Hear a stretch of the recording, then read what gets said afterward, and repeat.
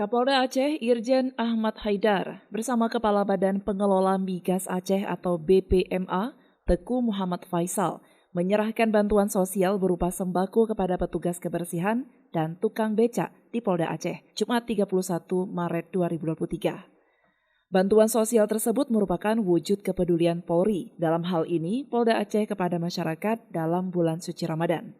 Selain itu pemirsa, bansos ini juga bagian dari menjaga kestabilan bahan pokok penting atau Bapokting masyarakat menjelang Hari Raya Idul Fitri.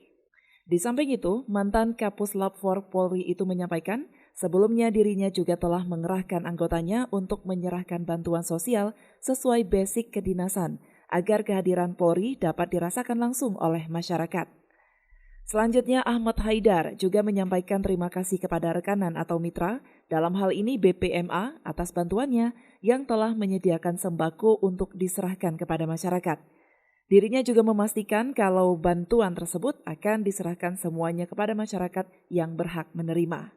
Dari Banda Aceh, Tim Liputan melaporkan untuk Puja TV Aceh.